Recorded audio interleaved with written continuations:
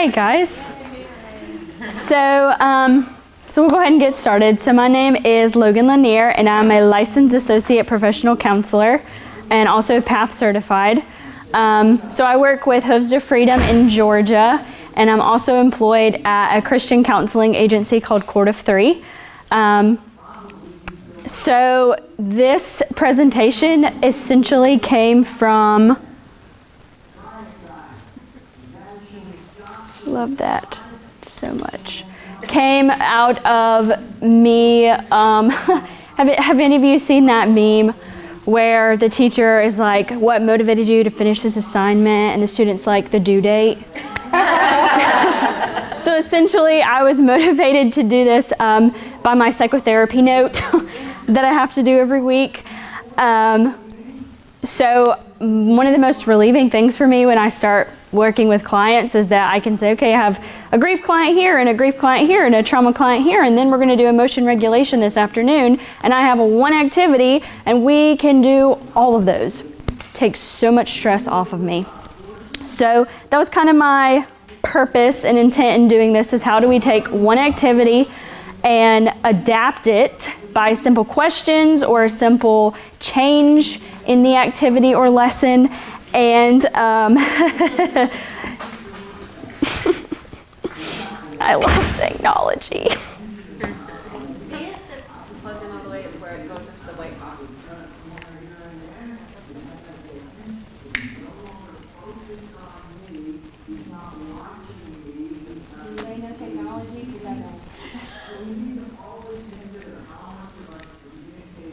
We might just be talking. We might just be talking. Okay. Yeah. I'm not worried about it.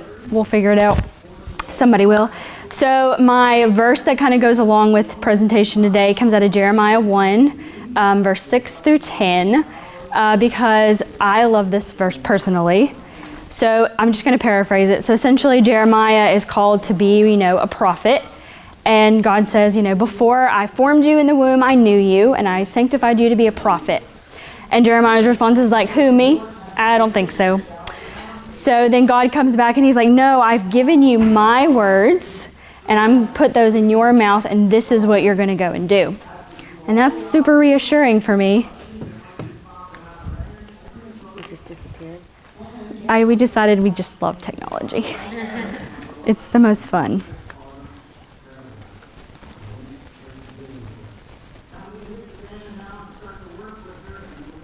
You should just stay in here at this point.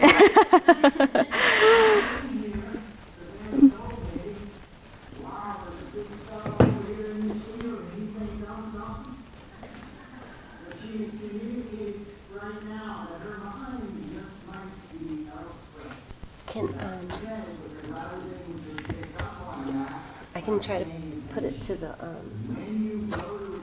You want to cast it? Yeah, but I just have to hook, but I don't want you to, I can try to work on it while you're talking. Oh. Okay, there we go. Okay, I'm going to sit here for a little bit. Okay. Thank you. And then my other verse that comes from this, from 2 Timothy 2:15, study to show thyself approved unto God, a workman that needs not be ashamed, rightly dividing the word of truth. So these are 5 activities that we use all the time, and if you've heard us talk at all this weekend or last year, you've already heard some of these. You may even use some of them already.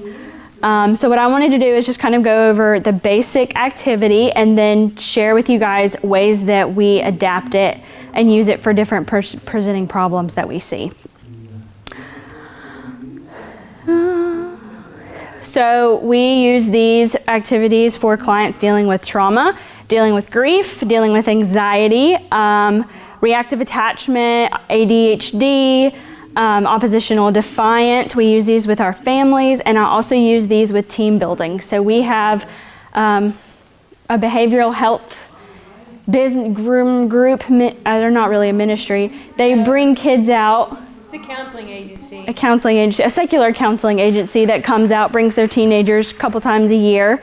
I've done these activities with my coworkers at the counseling agency, and we've also done these activities with our volunteers. So it's kind of fun team building, either to teach them how to do it so they can facilitate, or even just to kind of build some teamwork among themselves. And I don't know why I went complicated, but I called them after the programs that we use.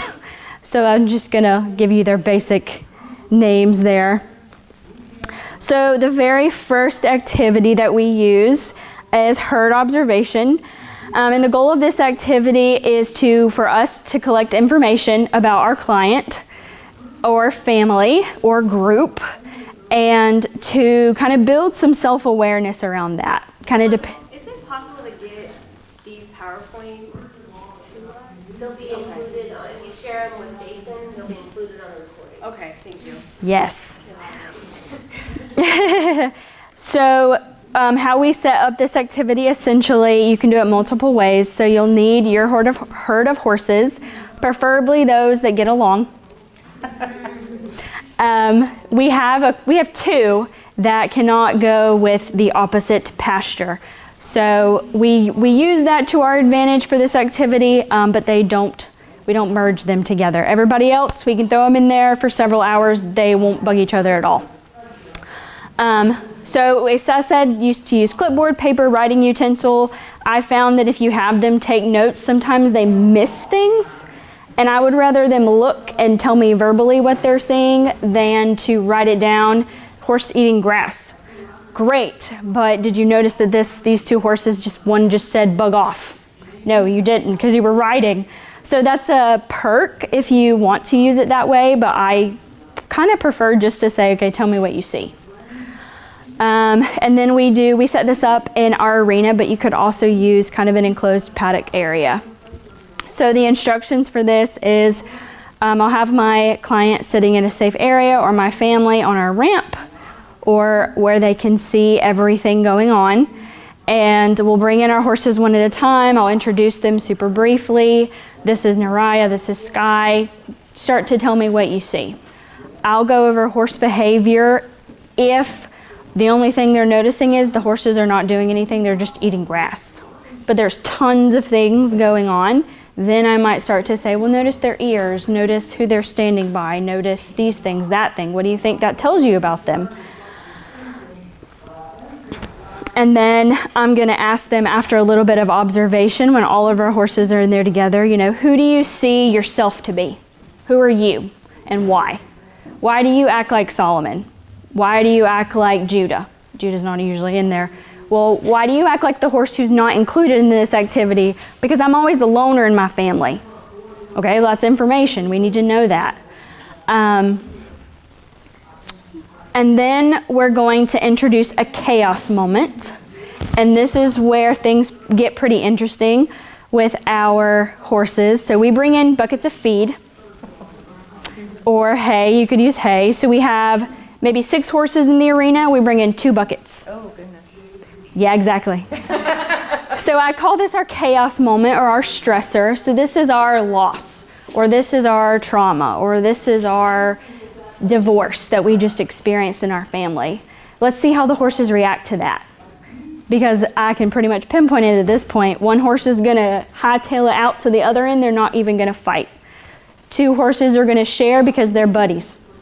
One horse is going to be like, this is all mine, get away. And I'm just going to let them keep noticing just what do you guys see going on.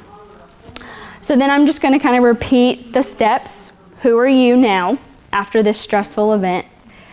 And who's your family? Who was mom during this stressful event? Who did grandpa act like? Who did your dad? Who did your younger sibling act like? And there's just some ways that we process. So then when I adapt this, I can use this activity for clients with trauma. For grief, we use this with our families, and then also with team building. So clients dealing with trauma and grief, essentially what I'm going to do is I'm going to use our chaos event to process how did you act before and how are you dealing with it now. I want to know how they're surviving. Did you Were you the one who went away and tried not to deal with it? Were you the one who tried to make sure everybody was okay? How are you kind of coping? And again, I'm just going to tuck information into my brain for this. When I do framework of the family, so when I'm working with families with this, I'm going to look for their dynamics. So I might see who's more rebellious, who's more compliant, who's more avoidant, who's more controlling, who's more responsible, who's more irresponsible. And some of that kind of comes from doing the therapeutic pieces too for me. But I want to know, like, what role do you play in your family? Are you the hero? Are you the scapegoat? Do you get blamed for everything? Are you the lost child, the one who's just completely forgotten, nobody really sees them? Are you a peacemaker? So I can use this and kind of figure out, kind of based on what they say, what role they may be surviving in their homes. And then team building, when we do this activity, we did this activity with a group of 10 counselors, 10 or 12 counselors, and we had them identify, because it was such a big group, we had them identify, who do you see yourself as? Who's your boss? That was a fun one. Everybody was afraid to say because their boss was there. Who is your boss? So this is a super fun activity to do with your team. I mean, you know, people who already know horses, maybe people who don't. And then we also brought out and processed, what are your strengths? What are your dynamics? What do you bring to this team that you're seeing played out here with these horses? So that's our first activity. Anybody have questions? To process. And I'm basically just processing. I'm just kind of gathering information. My questions are just going to be based on what they're actually coming in for. One thing that's come up a lot, and even just here, you know, you're a licensed counselor, and so am I, but a lot of the people doing these activities are not. So some of the sessions they'll say, we're not going to process this with you. This has to be with your counselor. So obviously you and I could take that a little different measure, but with this activity, because you're dealing with trauma, how would you advise people who are not licensed? Yeah, that's a really good question. So I take this activity just as a lot of information gathering. Like, even if we're not licensed, we still need to know what their goals are, why they're here. So I kind of take that as like, how are they seeing themselves going through? So that's kind of that self-awareness piece. Like, how are you seeing yourself after this event? And I don't label it specifically. I might say, so sometimes we go through really tough things in our life. Sometimes we lose people that we love.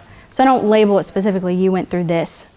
And just kind of see that. So for someone who's not doing that deeper therapeutic stuff, I might even say, use it to give yourself some goals. Like, okay, so they're saying that they're working on this.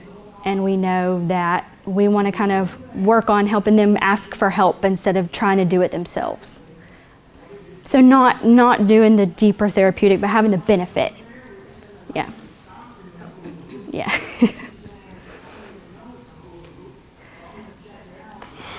Allison.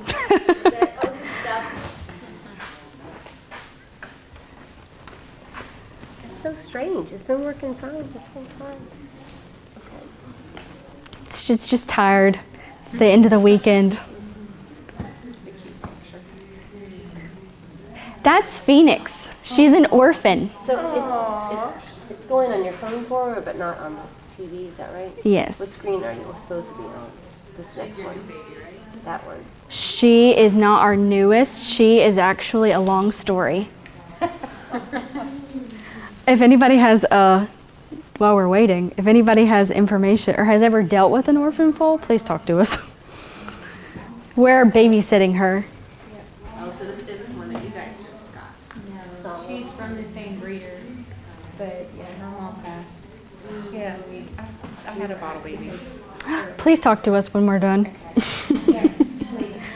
Can I add one thing to what you were saying about people that aren't counselors, because I'm not? Yeah. I use herd observation with my clients as well, and what I do as a non-licensed counselor, my degree is in music ministry, okay? Far from all of this, but I use that information to then, before the next week, I'm really praying into that and asking the Lord to give me wisdom in scripture to share with them.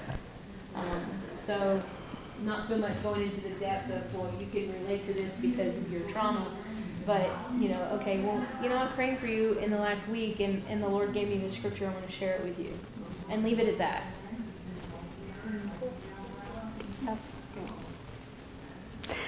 So this next activity we do quite often. We call it right, left, center. And you're going to set up your arena or your area with your horse at liberty. We use a couple when we do group activities, our horses that get along very well. And we need a halter, lead rope, and you would need at least 3 people to do this activity, even though when we talked about this on Thursday, there is a way to do it with 4 people. And then an arena or a paddock safe area that you can kind of move around in. So we ask the 3 people to kind of join hands, or if you're working with teenagers, join wrists, because, that's the worst thing in the world. And so the left person acts as the left hand, the middle person is the brain, and the person on the right is the right hand. And their goal is to halter the horse.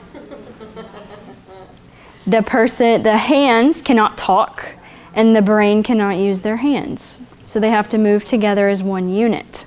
And I'm sure your brains are working and you can see all the many different ways. This is so much fun.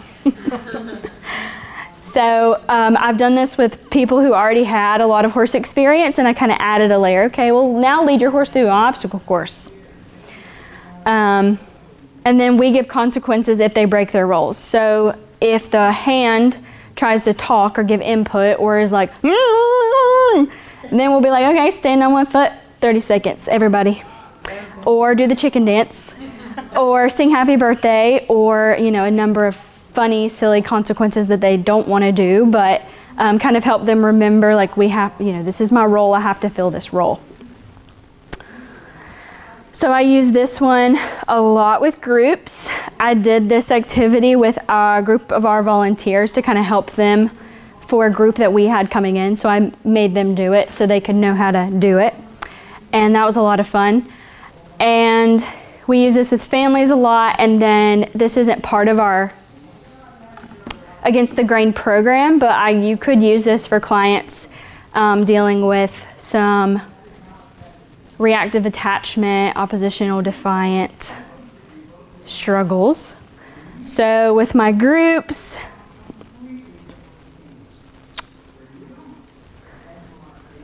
I went over my groups. So with my groups, I had my teenagers do this, and they already know horses, they already know how to halter, they know how to do all that stuff.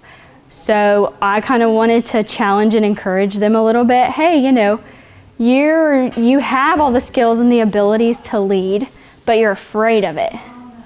So I kind of used this to kind of challenge a couple specifically, like, hey, let's put you in the middle, let's let you be the brain, let's let you lead this.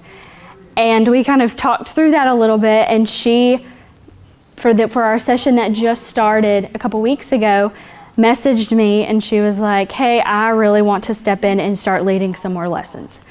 Can you please push me to do that? And I was like, yes, I can. Absolutely, please take this. For my families, this is super beneficial for kind of shifting some dynamics. So if you have that more avoidant, don't want to ask for help, maybe kind of gets shy, left behind, put them in the middle, let them start. If you have, maybe you are working with a dad and a kid and a mom, dad biblically fills the head of the house. Let him start first. Let him start as the brain. You can be really strategic with this activity with families, using to meet their goals, working on communication challenges, and kind of putting those roles into place of what biblically they should be. And then with oppositional defiant or rad, this is a good one to kind of talk through, or just to kind of practice relying on their support system, their healthy, their good support system, even if at the moment that's you. We've done this activity with our kids, and we were just their support system.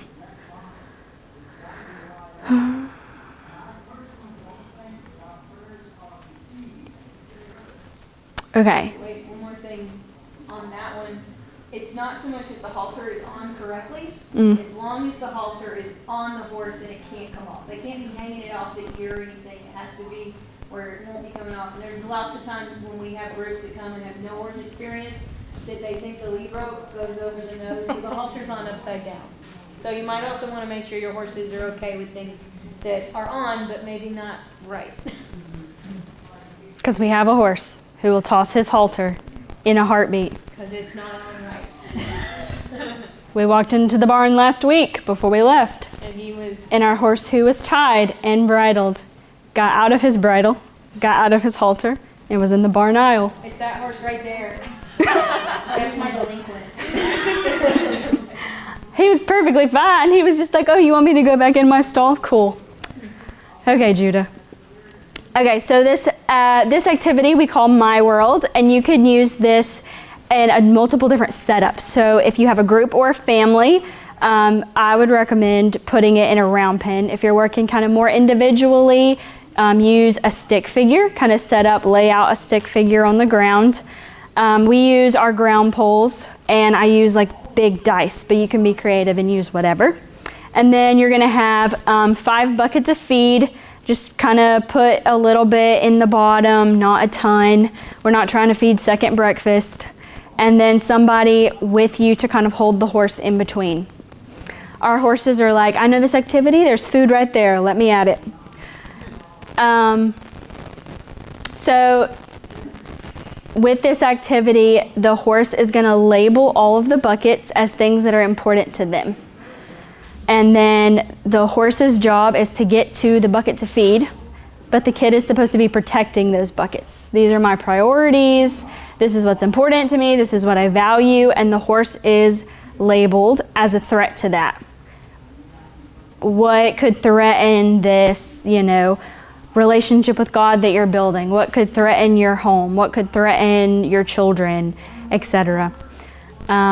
So we also time this activity. So I might do 3 minutes on my timer, and their job is to protect the buckets of feed for those 3 minutes. And then I'm going to pull the horse away or give them a reward because they tried really hard to get the food. And kind of just do some talking about, so what was easy, what was hard, what made it easy or hard, what was it like when the horse was getting that bucket of food and that represents your home, And then sometimes we always usually repeat this activity.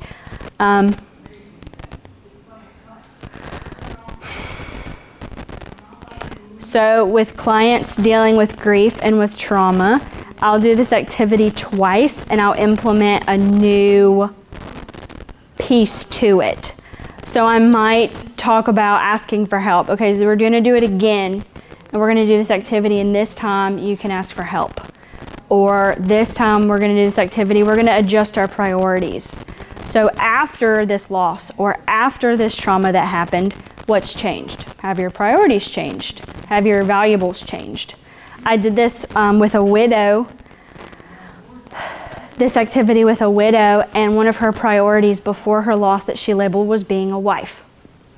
So then, and this is more therapeutic, of course, and then after we went and we relabeled the buckets, and she was like, I have to take this one off because that's not a role that I can fill anymore.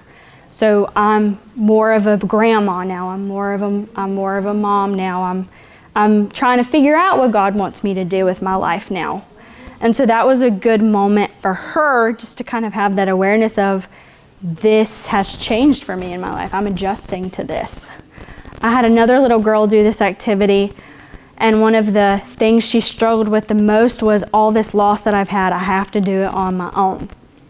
And her mom and grandma happened to be there that day, and so I had her do the activity on her own, and she's jumping up and down and she's waving her arms and she's trying to get the horse away from the food. And so when I paused the timer and I talked to her about it, I was like, so, what would you do differently? What did you need to actually help you succeed? And she was like, I needed help. And I was like, really? Okay. So we're going to do this activity again, and I'm going to set it up the same way. And this time, I give you permission to ask somebody for help. So I went and I got her mom and her grandma, and I said, I want you guys to come in here and watch. And you are allowed to help if she asks you for help. And about 2.5 minutes in of her 3-minute time, she was like, I really need help. And so Mom and Grandma jumped in, and that was just a really good moment for them, for her to kind of say, I don't have to carry this on my own. When we do this with families or with groups, we set it up in the round pen, and we have one person stand in the middle. That's the person who's protecting the feed. And then we have the family or the team set up around them, and they are required to do what the person in the middle is telling them to do. So like if I'm in the middle of the round pen protecting all the feed around me, and I have you guys, then I can say, hey, I need you to go over to that bucket and protect from that horse, or hey, go get Summer away from the home, or whatever. So they're not allowed to move, but they have to communicate with the family what they need them to do. Buckets are on the arena fence or on the round pen fence away from the person in the middle. Because you can't defend it if it's right there, you have to ask for help. Yeah. With teams, we did this with really big teams with my staff, again, my coworkers, and we had them link arms and go as a unit. And that was a lot of fun when our Appaloosa pony was running around the round pen, because the person in the middle had super high energy about protecting her dog. And so the team was just going back and forth trying to protect the buckets. Okay.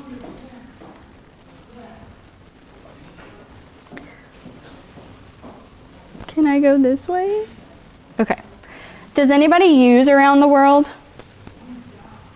Has anybody heard of it? Yes. Going around the saddle, yes. So I do this mounted, and I pull all the safety stops for this one. So if you need an extra person, or if you need a horse who's very tolerable, we use halter, we use lead rope, have a leader, have a sidewalker. Set yourself up for safety, because I use this activity to intentionally provoke a little bit of anxiety. How many of your kids come and their presenting issue is anxiety, and they have no anxiety around you because they're just with horses? We have that a lot. I'm with horses, their horses have never hurt me, I'm so excited, they have no anxiety with us. So I started using this activity. I do it bareback or with a bareback pad on, do it mounted. As soon as you put them on, they're so excited, but as soon as they get on the horse, they tense up and they're looking down and they are not thrilled about it at all. So I'll have them right where they are. I'm at a 11, I'm at an 8, I'm very nervous. Okay, so we've learned 5, 4, 3, 2, 1.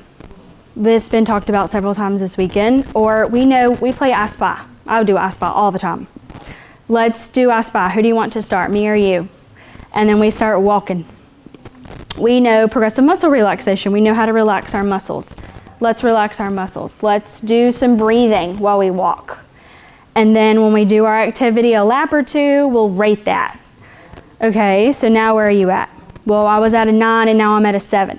Okay, so that skill doesn't really work for you. Let's try another one. What do you want to do?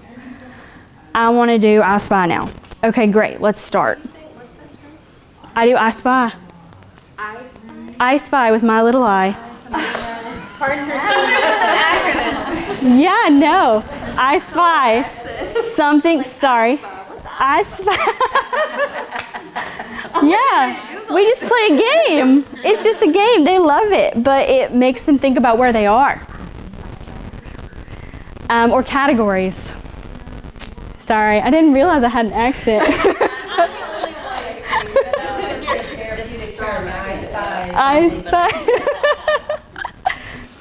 I use it because we do 5, 4, 3, 2, 1, and I'm telling them, look for these things. So why not make it a game they already play all the time?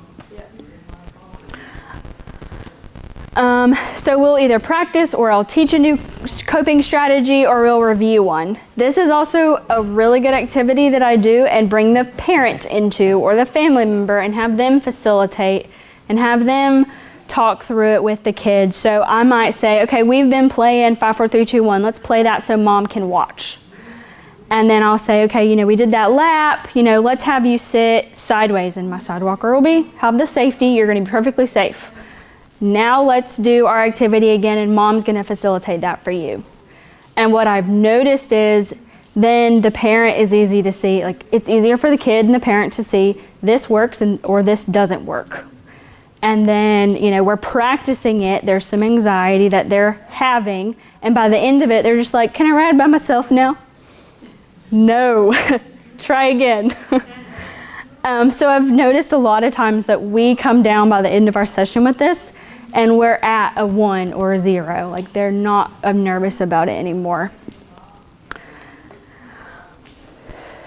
So I do this with clients dealing with anxiety, of course, and then also clients that have some struggles with trauma. I would be more picky about that, but kind of doing some safety stabilization.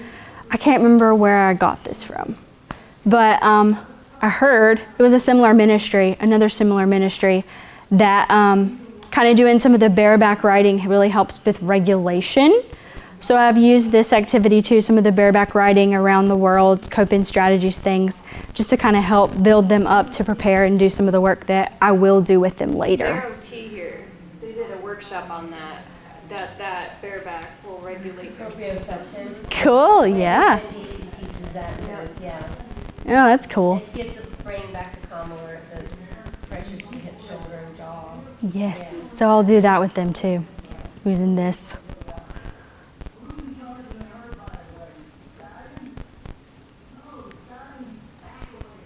All right, and then one of the last activities I'll talk about, and then we'll have some time for discussion, is the 7 games. Is anybody familiar with Pirelli?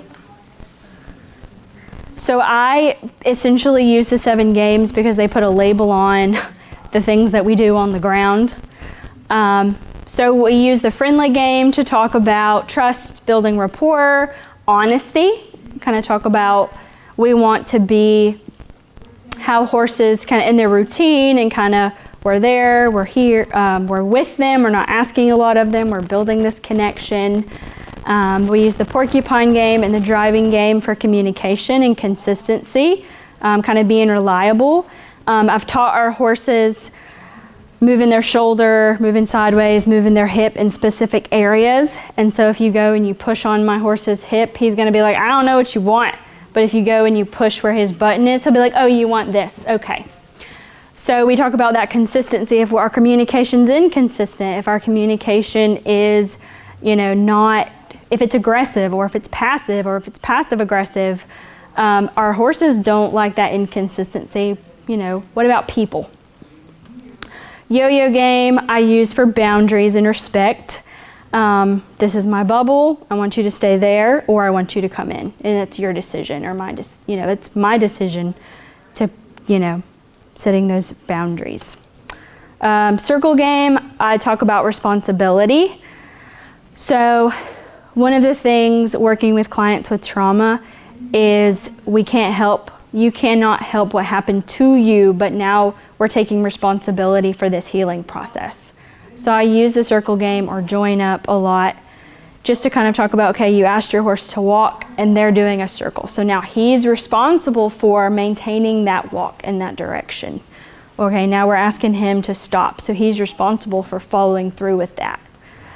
And then we use sideways game, talking about partnership and teamwork. I don't use that one a lot, honestly, but those are some benefits from it. And then squeeze game, problem solving, trust, conflict resolution. I might even just use squeeze game with 2 barrels really close together and, let's send your horse through it. Well, horse doesn't want to go through it. Why not? Problem solve through that a little bit.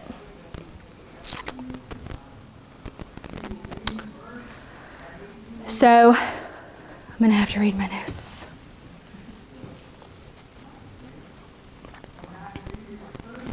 And also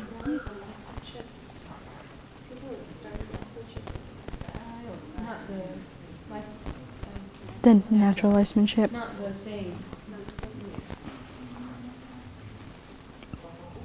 So with anxiety, what I'll do with these games is kind of help the horse, or help them kind of talk about kind of confronting fears, helping them, asking for help. Some things that I've done with clients with anxiety with these games is I've let them help me do a little desensitizing lightly. Not a horse who's very reactive, but like maybe our horse doesn't like the sound of the flag. So, and the horse goes to the other end of the round pen. So how can we help this horse kind of get more comfortable, connect with us, deal with this fear of the flag? The horse who's not afraid of the flag anymore, so I can't use that anymore. But we would I would show her like, so, you know, this noise, because of her past, she doesn't like it, she's afraid of it. So if I'm going to ride her and there's flags, you know, on this show, and she hears them and hears the noise, is that going to be safe? No, it's not going to be safe. So how can we help her overcome this fear? And so we'll do a little light desensitizing with them. And I always make sure whatever we're desensitizing, our horses are not going to be overly reactive. Our warm blood is afraid of things with wheels. So I did a problem-solving activity with one of my clients. And I said, so Judah's afraid of wheels, and I don't want him to be afraid of wheels anymore. We're going to use our wagon. I want you to help me brainstorm some ideas about how we can help him overcome this.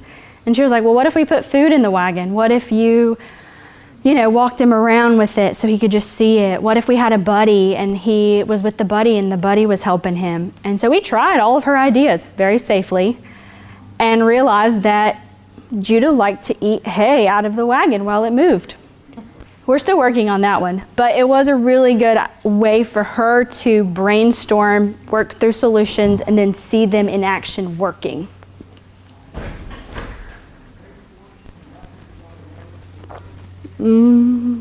Clients that deal with trauma or with grief,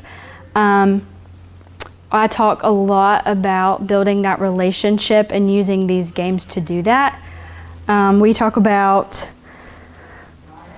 now you have built trust with this horse and they trust you, so now it's time for you to trust them. I'll do a lot with our Joy in the Morning program about sharing their story, except I don't necessarily hear that story, but the horse does, because the horse is a really good secret keeper. So it's about, okay, your horse has trusted you with this now. We've built this bond, we have this relationship, now it's your turn to do some trusting.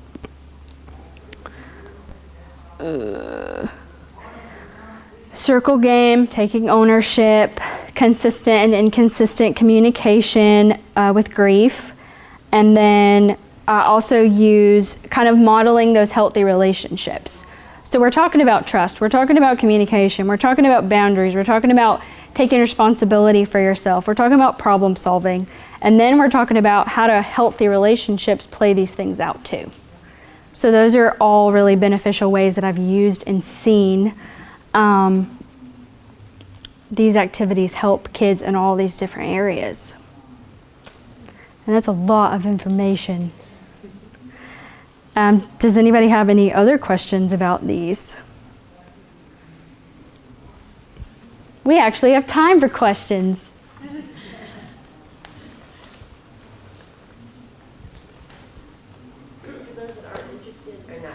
Those that aren't familiar with Pirelli, can you just give a quick summary of a couple of the games?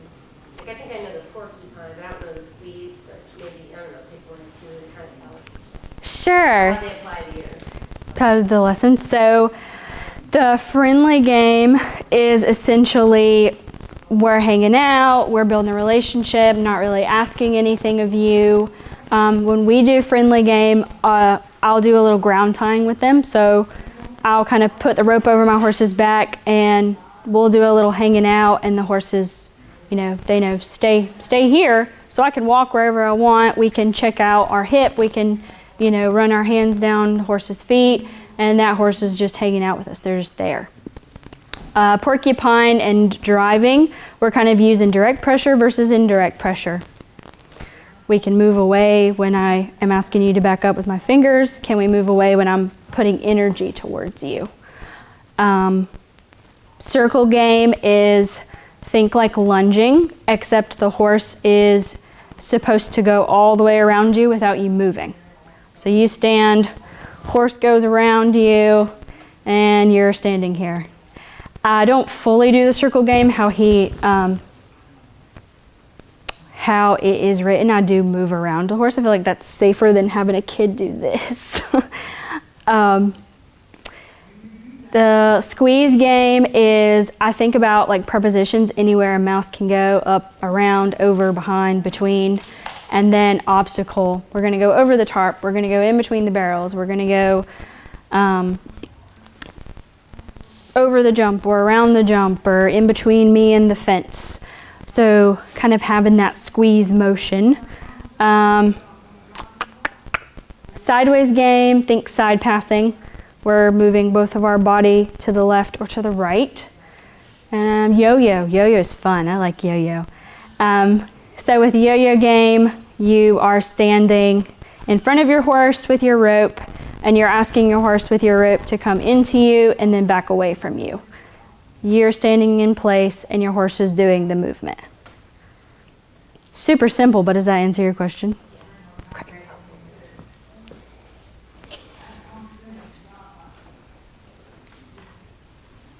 Anybody else?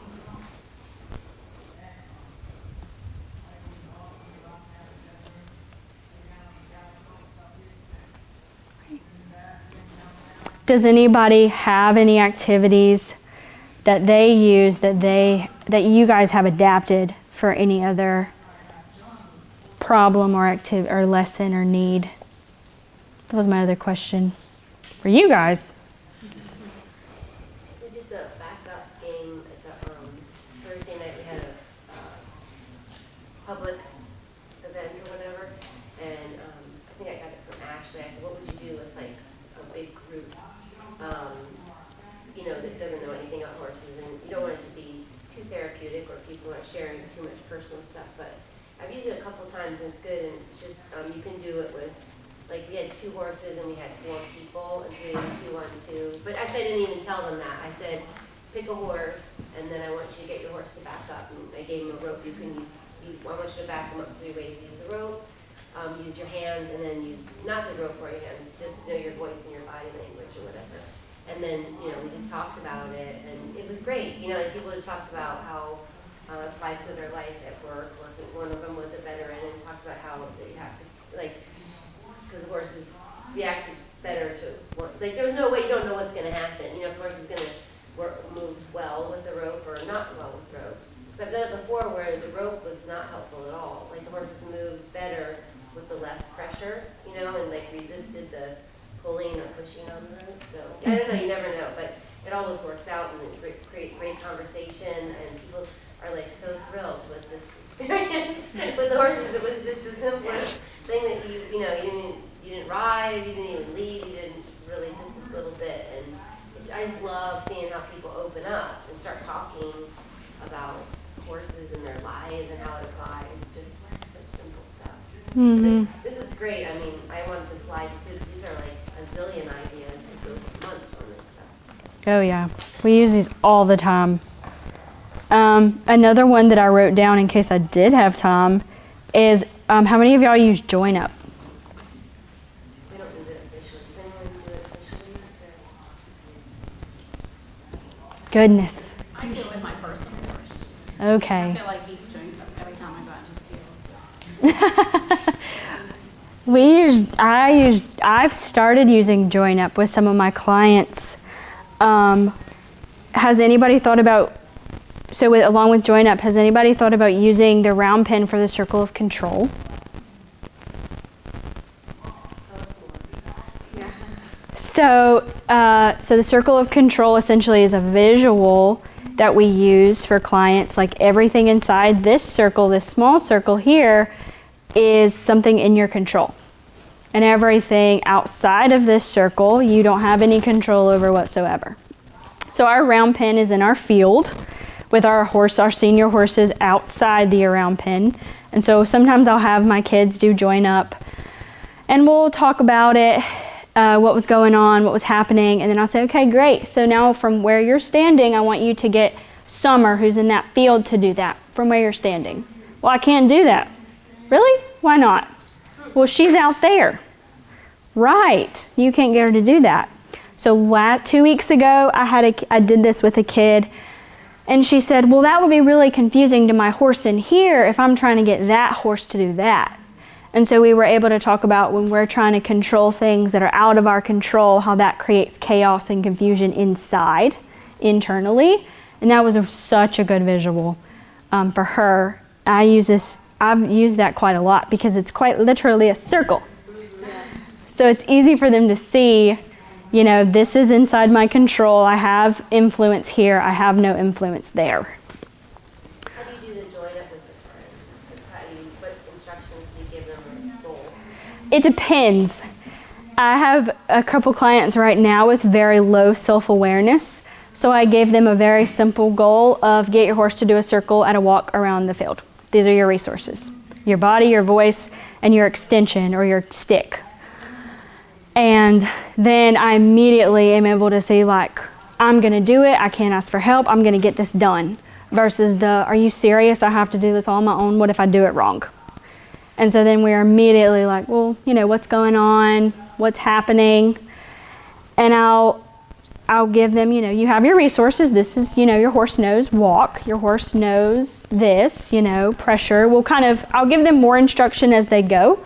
But it's been phenomenal for doing self-awareness.